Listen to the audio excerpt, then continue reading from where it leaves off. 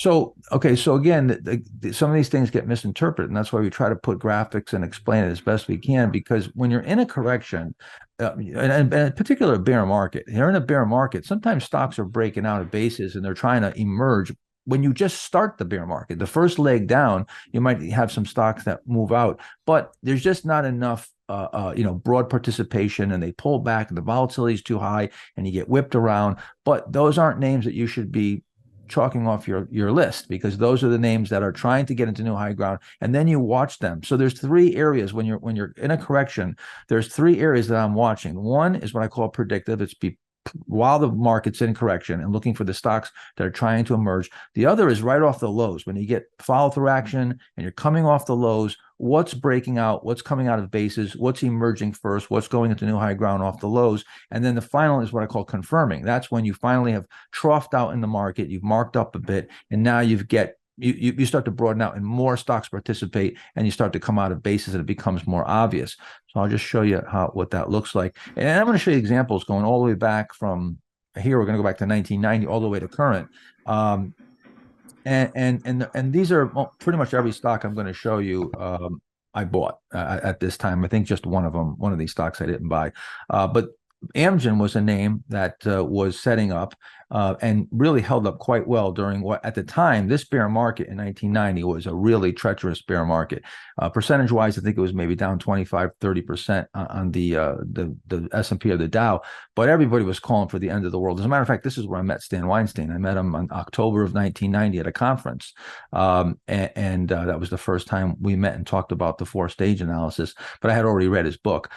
So we came off the lows here and had a follow-through day, and at that time, Amgen was coming out of this base that was really just holding up while the market was well below its 200-day moving average and well below its 50. This stock didn't even go much below the 50-day and came right back, was going into new high ground. So I bought it. I bought that stock right here, and that turned out to be a big winner. It went up about 360% over the next, I guess, year and a half or so.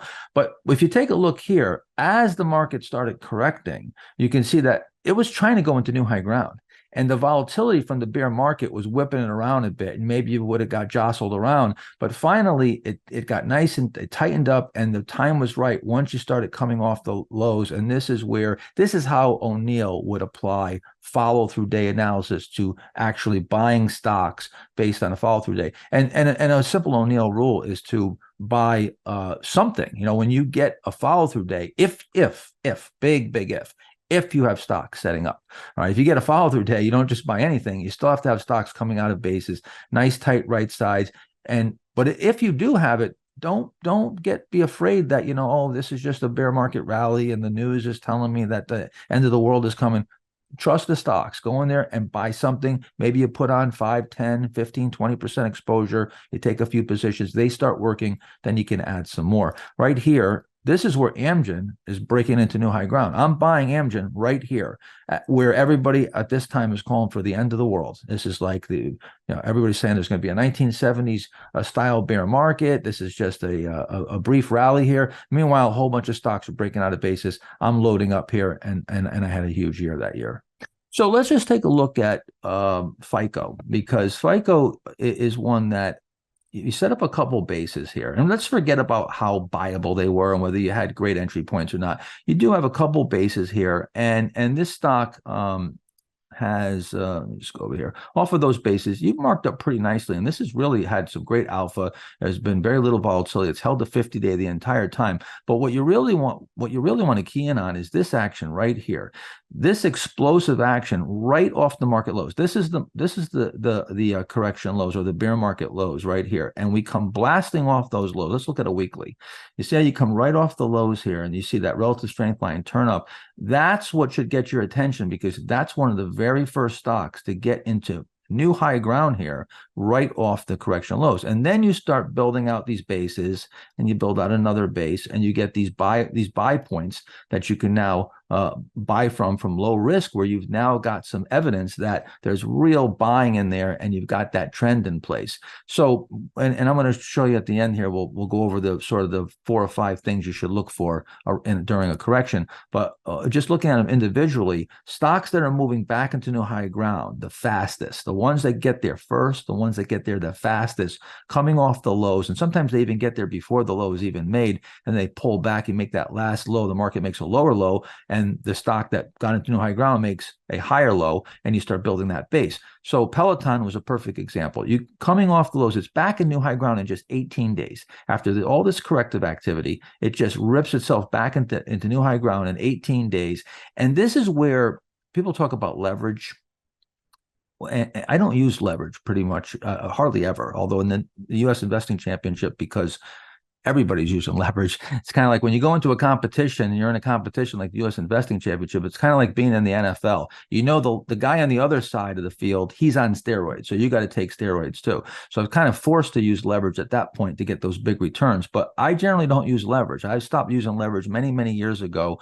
The way I get leverage is by being in the leading stocks that are going to go up multiples of the market. So when the market gets into a new uptrend, we get into a bull market, I'm going in these stocks that not only have the ability to make a big move over a number of maybe years, but even sometimes just in a few weeks or a month, they go up 20, 30, 50%. And now I'm compounding very rapidly. So that's how you get that leverage, by going in the best merchandise. Now you could get some of the worst merchandise, could have big rallies off the lows, and certainly you get snapback rallies that are pretty big. But it's hard to predict that, because they kind of come out of nowhere. You know, which low is the real low?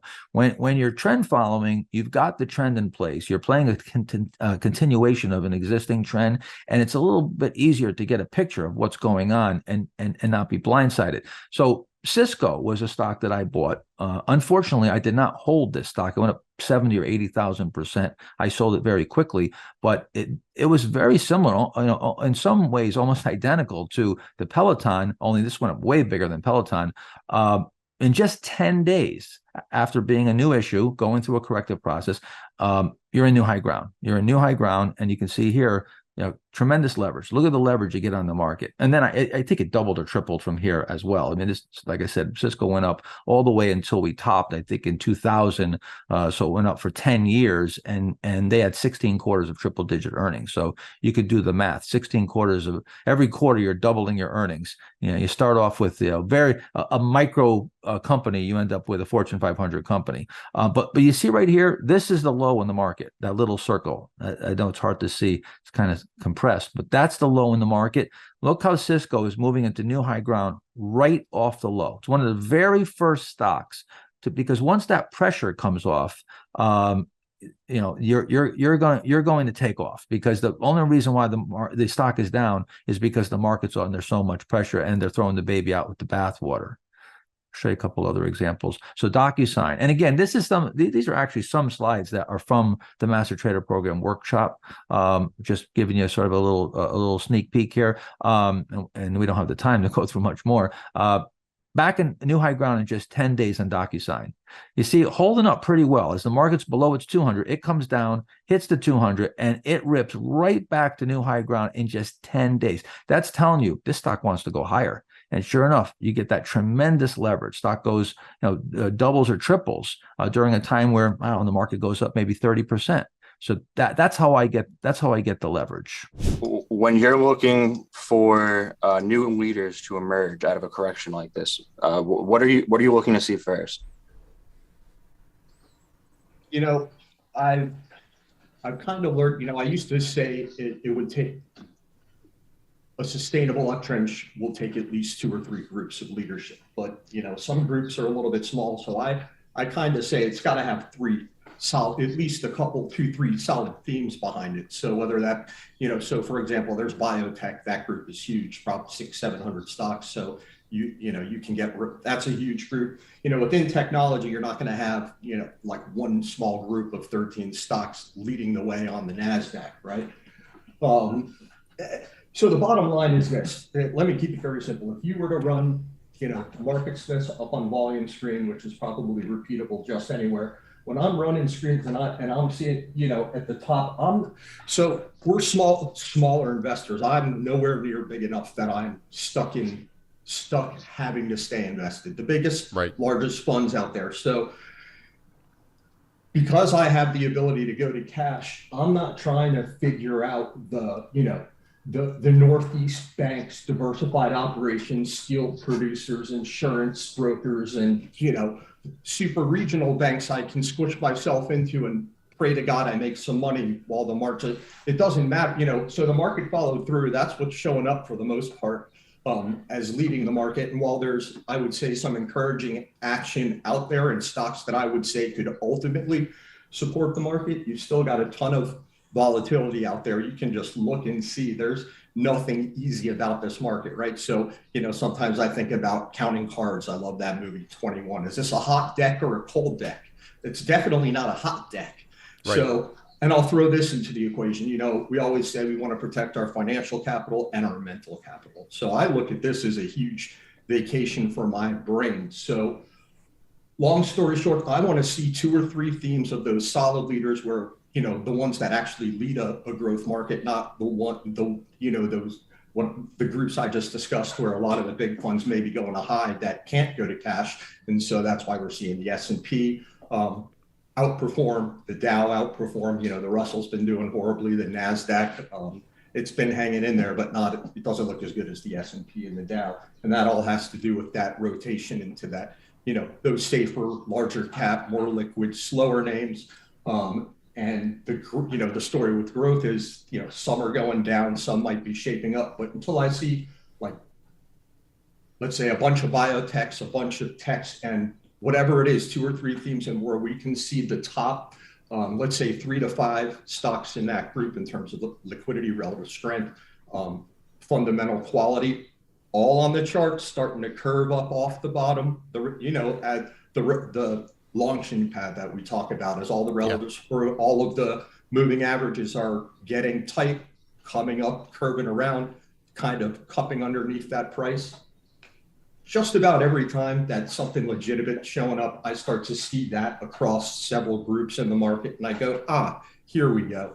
And it's just not there yet. But I would say, there is potential for setup. So it's not like, I remember clearly in 2008, there was no magic in getting out of that market and staying in cash. There was literally, I couldn't find anything constructive even to hope for. So in this market, I wouldn't say it's necessarily like that. With time, we could see new leadership develop in the right areas of the market, but just because we had a follow through day, it doesn't mean that it's going to be smooth sailing. And until you start to see that leadership really participate and broaden, it's going to be, the chop will exist. And can I ask a question? How would O'Neill be handling an environment like this, knowing what you know? Knowing him, whatever stock he probably had from low enough of a price that he still probably got a huge chunk of it on, whether, his AOL, his Qualcomm, and he's got his stop point. But for the most part, I'd say this is the environment where you'd find most of the firm in cash and waiting. And, everybody gets chopped up. It doesn't stop at William O'Neill and Company, I promise you. You just have to understand when that is and how to deal with it. It's all about those emotions, the discipline, and that sort of thing, because anybody can get chopped up, and I do mean anybody. Absolutely. And you definitely learn that patience from a series of unfortunate lessons. I've personally had a setback. Somebody's mic is really loud. I'm not sure if that's you, Ross. But I personally had a very big setback 5 years ago that really was a turning point in my trading. That's where I got the discipline finally to really pull it together. So Ross, Ray, great explanation. Richard, do you have anything that you'd like to add just on what you'd like to see in general right now? I don't have too much to add outside of what I already said. I think it would definitely be good to talk about kind of homework and what we should be doing during choppy environments like this. Because even though we're not trading you still have to be active and kind of set yourself up for success during the next uptrend. So, Ray, I think I'll kind of throw it over to you, because I think I've learned a lot when it comes to RS lists and building up a list of names to potentially trade going up when the uptrend resumes, basically. Yeah, there is an echo going on, guys. Ross, if you want to put yourself on mute on Twitter. Yeah. It's the same script. So one of the things that folks should be doing is keeping track of market cycles. Just take a notepad file, Microsoft Word, Excel, OneNote, whatever you name it, and every day just write about what happened in the markets and where we are in the market cycle. You'll notice the same patterns repeat themselves where we go under distribution. We come in, we lose the 50-day on the markets or the 21-day, breath becomes poor, but then right near when we're about to turn and ready for that next uptrend, that could be, now there are no guarantees in the market, that could be the next, in the next 2 weeks, could be next 6 weeks, doesn't matter.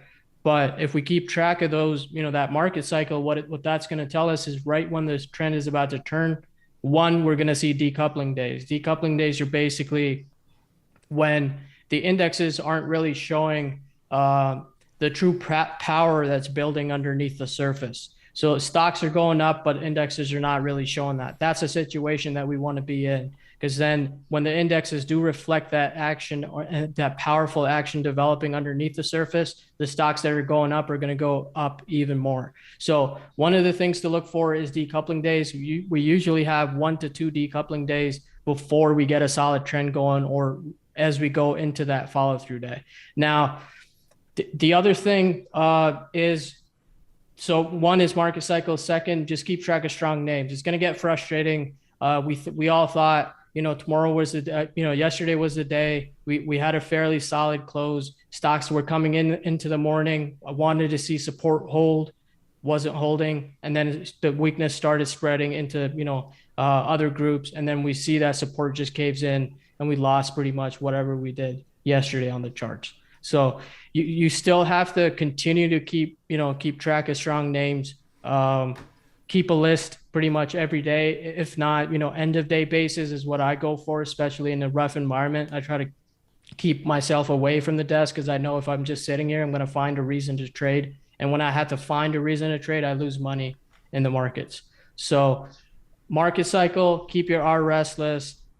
It's always clear. It's always clear as day which group is going to, or which 2 to 3 groups, as Ross pointed out, are going to lead the markets. And you just have to be persistent in doing that. What happens is we get sort of lazy. We don't do our homework. We sort of step away thinking that we'll figure it out when the uptrend resumes. But those first, day 1, day 2, and day 3 of a trend, when the market really gets going, are key when you're trying to establish your long positions, right? And you're trying to put size on so that you can make big progress within the first, 1 to 5 days of a new trend getting underway. So that's, I don't know if I answered your question, but market cycle, RS list, if you keep doing that, you'll be on the right side when it's time for the trend to resume. Definitely. No, that's that's super important. So would you be able to get a little more specific? So you maintain your RS list now.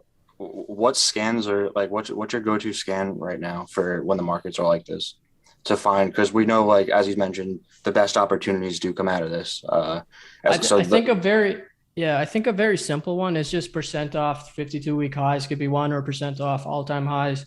That's a fairly typical one to find what you need to find. For me, I have a universe of stocks that I operate within. So I have 3 key watch lists, such as the Gappers, IPO, and the HDF watch list. I'm sort of operating within that domain to see which ones are holding up well and then start moving them into my focus list. And then by the time that the market's ready, usually my focus list has 3 to 5 names that I could really be interested in and put size on those particular names. As for scans, I think personally, just that 50% off all-time highs, percent off 52-week highs. If the market is below the 21-day, look for stocks near the 10-day, right? Those are the ones, those are the strong stocks. Just very simple stuff to at least maintain a universe of strong stocks if and when we do see a trend developing in the markets that's more than, a couple hours.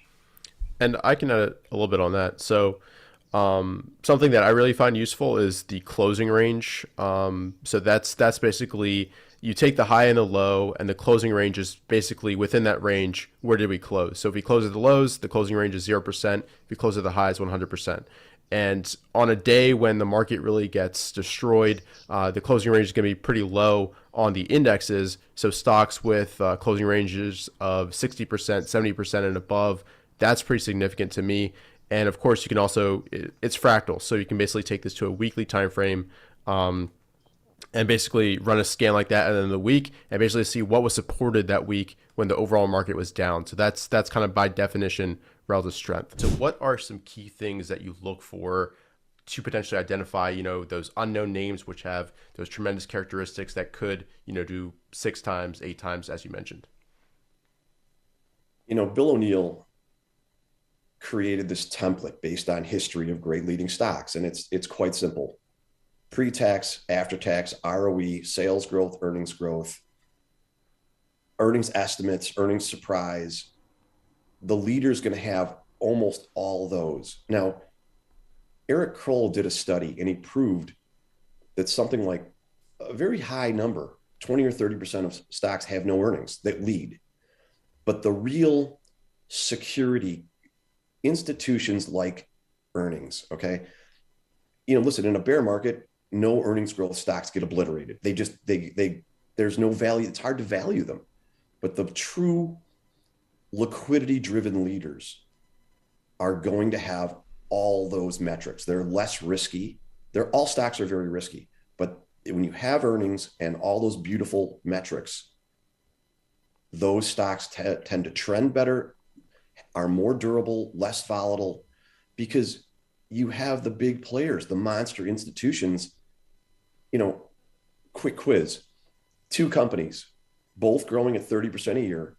One trades $8 million worth of daily dollar volume, and one trades $1 billion. Which one's going to have a higher PE? $1 billion.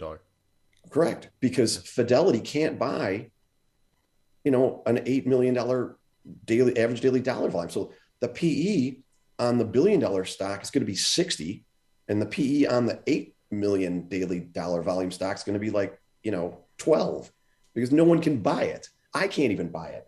I mean, when you look at the liquidity in the market and the number of names out there that are truly liquid, where I can go buy 10, $20 million worth, it's about 200 stocks. That's it. So you're screening for those variables. And like the beauty, we were talking offline before this about Kathy Wood and how she's the poster child for the big rally. And like I rambled off, like there was Elaine Garzarelli and Ryan Jacobs and Don Wallenchuk and Robert Prechter. These were your gurus of every cycle going back to the 80s when I started. They were all pretty brilliant people, but focused on a specific niche. And when that area came into favor, they were rock stars, not because they were rock stars, because the market treated that sector perfectly. And when that rolls over, it goes dormant for 10, 20 years. But Can Slim is predicated on the new, like Bill says, what the golden list is the new high list. So it's always going to keep you in tune. And you throw in fundamental analysis with all those metrics and then trend following. So, your leader is not going to have RS of 12 and be below the 50, the 200. It's just not. So we need to get those MAs in a bullish alignment with the indexes. And your new leader is going to be a basketball that's just going to spring up because it's been held underwater for 9 months. And also, I've really been fortunate with some IPOs that came public at the end of bears. When you can get an institution to pony up at the end or in the middle of a bear, it's going to be just like pristine. It's going to have everything. So we haven't seen many. There's been a couple really small deals, but nothing that I've seen yet, but we'll probably see some of that. I don't know. New high list, buddy. Yep. Make it simple. And in terms of the new high list, are you referring to all-time highs or just 52-week highs? I'd love to hear that distinction. 52-week new highs. And I'm a hypocrite. A lot of things I say, I then refine and twist them a little bit. In a bear market like this, the damage is so enormous. I'm looking for great action, maybe 20, 30% off the highs. Mm-hmm. But when you look at LI, the auto EV manufacturer in China, it's at all-time new highs. It's right there. So that has a very unique signature telling you that it's rare merchandise. Okay. I mean, why would you buy anything that has massive overhead when a stock in the same group is within 2% of the all-time high? It doesn't make any sense. You're fooling around with the second best player. And I did a study and I proved that the difference between the number one stock in a group and number two is 50%. If the leader goes up 300, the number two stock goes up 150. Right. So I want that. Now, the problem is this. If you miss the leader, now you're aware of the sector. Mm-hmm. And the number two stock's going to set up and you're going to go for it because number one's extended. And I do have a stock right now that is like number two because that situation exactly happened. But I think if Bill was here, he'd say, you're going to have to find a way in, whether you're going to take the added risk and you're going to load up at a 2 weeks tight or a pullback to the 50. When you identify the monster, Bill always had them. I would talk to him and invariably he would be in the very best 2 or 3 names of the whole market. Well, nobody gets all those names at the perfect place. They sneak up on you, you miss them. I mean, even Bill missed them, no question about it, but he ended up working his way in. Mm-hmm. But when you miss the first true bear market cup and handle and it takes off, that's your ultimate lowest risk point. Every secondary buy points are higher risk. They're much better for ads than start a whole new position. And coming back to, separating that distinction between the leader and, the silver medal in the group, I'd love to hear you talk about the distinction and how you determine what is the leader and what are overall groups that are leading as well. I think that'd be awesome. I mean, Bill would say it's the stock you're up the most on. It's the stock that has the 99 RS, the 2.0 up to down volume. They stand out like sore thumbs. It's not hard to find them. It's hard to commit to them because they're going to be extended. It's hard to be patient. Most people will find it and they'll be like, oh, it's a lock. It's going to go up 200%. And they'll buy it extended. And they're going to get whipped out in 20 minutes or worse. They won't cut their loss, which is the biggest rookie mistake of all time. It's not hard to find them. Any jackass can screen. It's how do you handle what you find? Yeah, it's going to be sticking straight up in the air. It's going to look just like LI. It's going to look just like that. I'm trying to answer your question with an answer a little cavalier, but it's obvious which ones they are. It's where's the best, lowest risk entry point and not getting FOMO and just saying, oh, it's so strong. It's a 99 RS. It's a lock. It's going to pull back at that point. But like LI, it's theoretically flagging here. It's not unthinkable that, and so how often do you see a legit high tide flag? Once a year? They're super duper rare, but I don't know if I answered that exactly the way you wanted. No, I think that makes sense. And I want to ask you, because I think this is really important because you mentioned, getting shaken out here. So once you've determined, a potential monster stock, what can you do to make sure you manage it correctly? Because I think that's something that takes a little bit of time and experience to deal with, and probably getting shaken out of a few times before you really understand what you've got to do. So how do you manage a monster stock? Well, most people aren't running a fund, and I'm trying to put fairly big, even though my fund is super small, it's a couple hundred, it doesn't matter. I'm taking positions that are so big. They're as big as most big mutual funds. And so I'll buy it and it'll pull back a little bit and I'll get whipped out of a little bit, like, down 3%, I'll trim it out and it'll come back up again and I'll buy more. And I'm building this position until the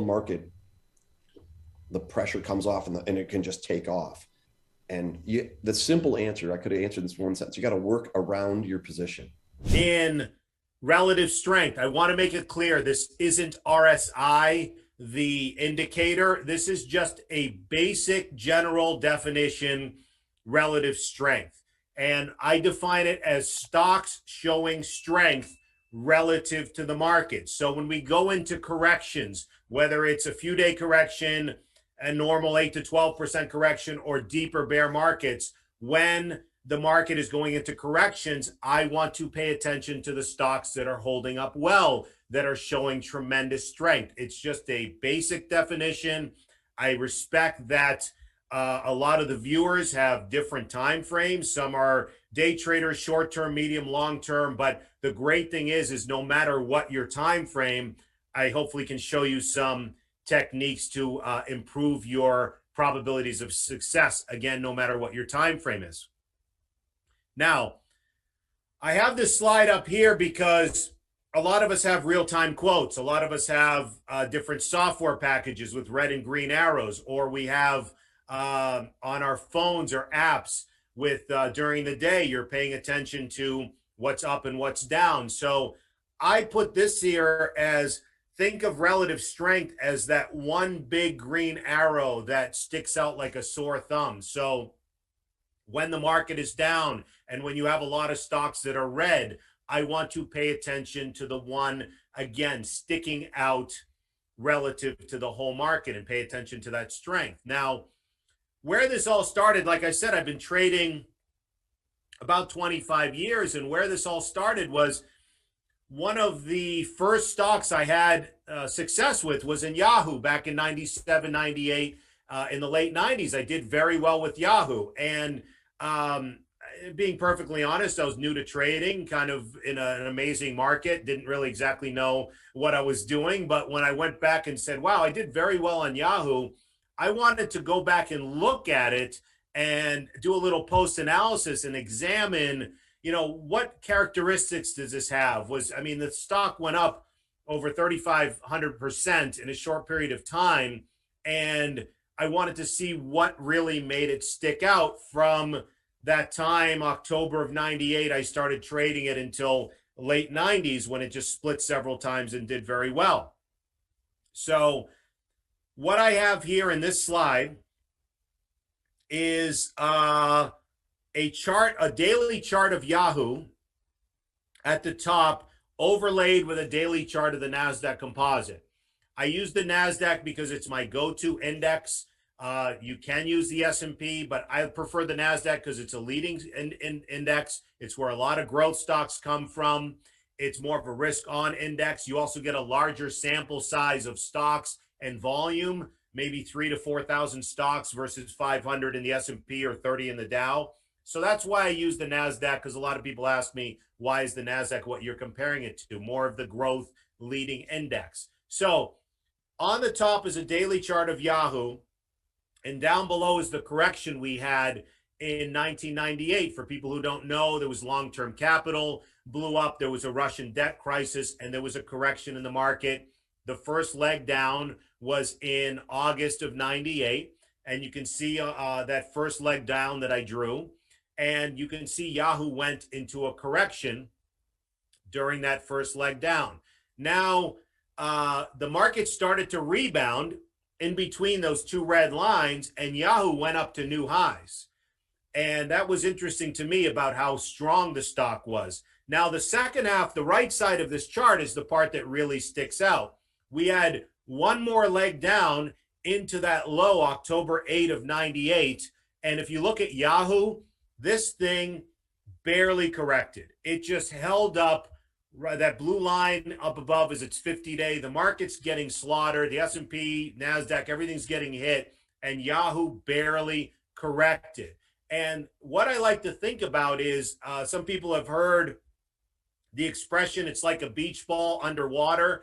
What if you think about it, is the concept of relative strength is when the market is correcting, there are certain stocks that are under accumulation. And as soon as any tension is relieved off of the market, these stocks have a high probability of exploding to the upside.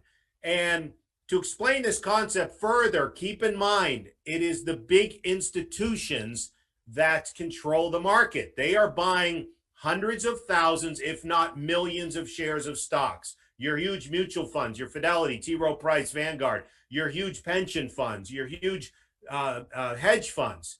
And a quick example is one of my friends is one of the largest traders at Fidelity. When a money manager comes to him and says, I need you to buy 3 to 5 million shares of the stock and do it over the next few weeks, that is a huge order that he has to put in. And I always joke with him, I'm like, can you give me a call before you put in the order? But because he doesn't want to go to jail, he never calls me.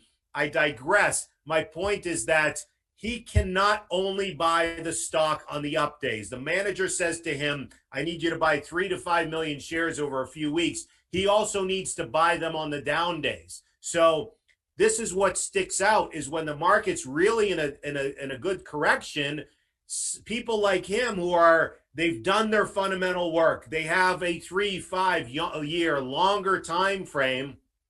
They also have to buy on the down days. So while a lot of our individual retail traders were looking at bases and trying to analyze bases, keep in mind the big institutions are creating those bases by accumulating shares. So as soon as we bottomed in early October of 98, a little bit of tension gets relieved off of the market and Yahoo takes off. And going back to that slide, that arrow on the left is right around when Yahoo emerged to new highs.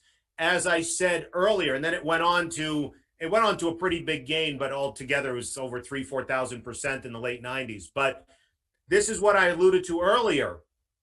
No matter what your time frame, because I don't know everybody's time frame out there, I'm trying to address as many people as possible. Whether you're a day trader, swing trader, medium, long term, whatever your time frame is, I'm not only a good fan of getting strong entry points, I'm a big fan of trying to get a nice pool of stocks that have a high probability of doing well. So at least whatever you're trading, you're increasing your probabilities. I guess to make this as simple as possible, to sum it up, is if the market just got slammed and a stock didn't budge, that's telling you everything right there.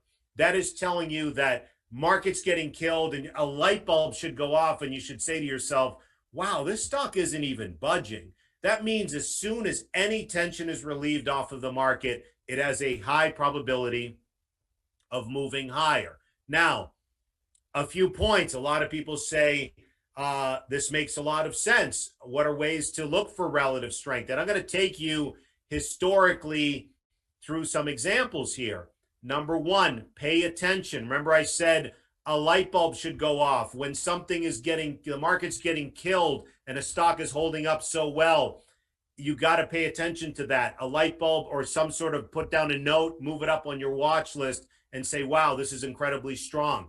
Embrace corrections. If I can pass along some experience, doing this 25 years, the first 10, 15 years, I hated corrections. I used to get bummed out. We're never going to make money. And again, this stinks. This is the worst. Now, I actually enjoy, I don't want to say enjoy, but I embrace the corrections because I know what comes out of this. As Peter Lynch said, in the past 100 years, 30, 40 something bull markets, 30, 40 something bear markets, whatever the stat is, I'm paraphrasing. The whole point is you have to accept there'll be periods when we'll have strong uptrends, but also accept there will be periods when we will have corrections and the market gives us clues. So rather than saying the market's getting killed or maybe I'm short some stock, why isn't this going down? Embrace those corrections and don't argue with the markets because the market gives you clues if you are paying attention. So I mentioned 98. Let me take you through some other corrections over the last 20 years and I'll try to make this, fairly painless and give you some great historical examples. We mentioned 98, long-term capital, that correction. The bottom chart here for the people who hopped on late, I'm using the NASDAQ. It's a daily chart of the NASDAQ during the dot-com collapse in late March, early April of 2000. To put things in perspective, this is a daily chart. The market corrected 35% roughly in 17 trading days. Now when the market corrects 3% in a day or two, people jump out the window and say it's the end of the world. Imagine a 35% correction in 17 trading days. Now, above that was a stock that I'd never heard of at the time called Panera Bread. Not only was this stock holding up very well, this is split adjusted, or the prices on the right there. Not only was it holding up very well, it was making new highs while the market was getting obliterated. Yes, the S&P didn't correct as much, but I'm just talking about with the dot-com collapse. I mean, forget holding up well. This stock was making new highs. Now, I asked a friend of mine, I'd never heard of Panera, and I said, have you ever heard of this stock Panera Bread? And he said, yeah, I'm short the stock. And I said, why are you short this stock? The thing's on the new high list every day with the market getting killed. And he said, it was because of the Atkins diet that came out around that time. And he said the Atkins diet is no one's going to be eating bread anymore, because the Atkins diet is you can eat whatever you want. You just have to take bread out of it. And Panera Bread has the word bread in it. So there's no way this is going to work out. And I'm like, that's the dumbest theory I've ever heard. And he's like, no, I swear you can eat like 19 cheeseburgers. Just take the buns off. And I'm like, okay, that sounds healthy. And just as a side note, he had a heart attack towards the right side of that chart. No, I'm just kidding. I'm playing around. Anyways, he said he was short the stock. And I said, forget the fundamental stories. I said, why are you short something when the market's getting killed and it's on the new high list? Forget holding up well, it's on the new high list. And again, going to the next slide, this is split adjusted, whether you're a short-term trader, medium or long-term trader, whatever your time frame is, because it held up so well while the market got killed, you're increasing your probabilities if you just pay attention to a stock potentially going higher.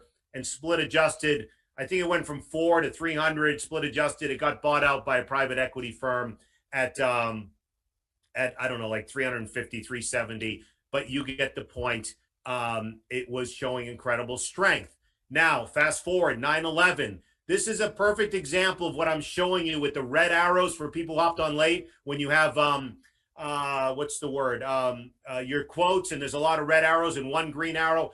9/11 happened on a Tuesday, and the market was closed the rest of the week. They closed the market for the rest of the week. The market reopened on Monday, and I'm telling you, every single thing on my list was red. Every index was red. Every stock on my watch list, maybe 50 or 70 stocks, every single thing was red, except one stock on my entire screen finished green that day. And that stock was Whole Foods. Used to be WFM. They changed their symbol to WFMI, and Amazon eventually bought them out. But on the bottom is the NASDAQ. When it gapped down, the Dow was down, I forget, 600-700 points on the open on Monday after 9/11. Every single thing gapped down. The market got incredibly, I mean, obviously it was a tragic event in our country's history. Everything got smoked that day, and what showed up green was Whole Foods. That was the only stock in a nasty down day that was green that day. And when you go back to that next slide, when you move forward to this next slide, this not only was it coming out of a technical base, but this is right around that fall of 2011. You can see Whole Foods started to emerge out of the base, and in 4 years was up close to 400%. Sorry to be so repetitive, but again, whether you're short-term, medium, or a long-term trader, by having this stock on your watch list, having a strong group of stocks on your watch list. I'm a growth manager. I like to trade strength. By having this on your list, you are increasing your probabilities of success. Why? Because I can't think of any other clue besides a day where every single thing is red on my screen except for one stock. That's what I mean by pay attention, and the market gives clues. Once again, going back to my definition of relative strength, a simple definition of stocks showing strength relative to the market.